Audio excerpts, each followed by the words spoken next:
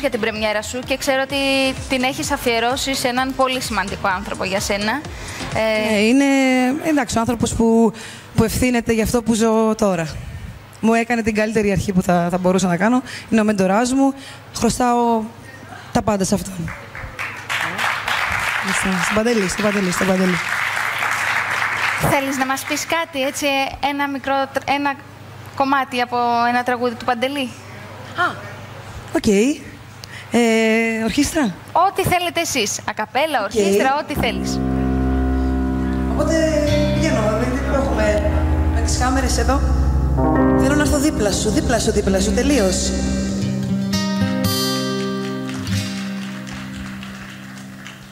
Λοιπόν... Λιώμα κρεμό. Ντομινόρε.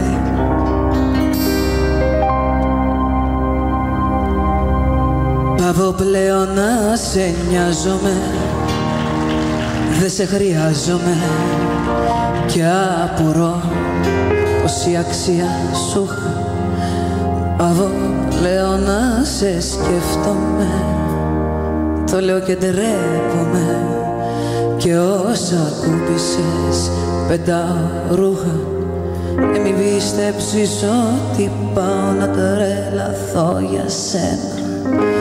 Μην πίστεψεις ότι ήτανε γραφτό εσύ με μένα μια ζωή να ζήσουμε μαζί και μην πιστέψεις σε σενάρια τρελά ρομαντικά και άλλα τέτοια χαζά πως κάθε βράδυ μόνος κλαίω, όλα είναι στο μυαλό.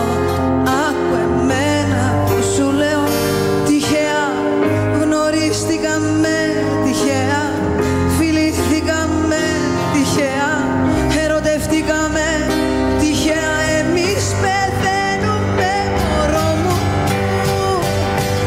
Πίστεψε κι αυτό ότι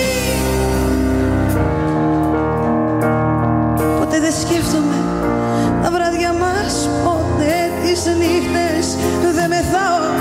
Πίστεψε κι αυτό, λιώμα σε γκρεμό, δεν σε χρειάζομαι, τα μάτια σου δεν βλέπω, στο κενό πηδάω.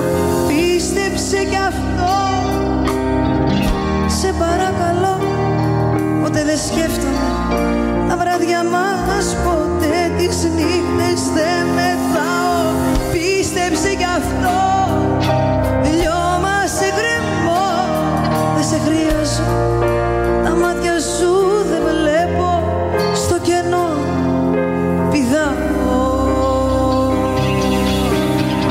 Ευχαριστώ πολύ, ευχαριστώ.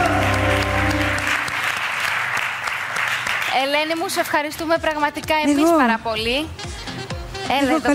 Καλή συνέχεια. Σε όλους. Θέλω να σε ευχαριστήσω πάρα πολύ που ήσουν κοντά μας.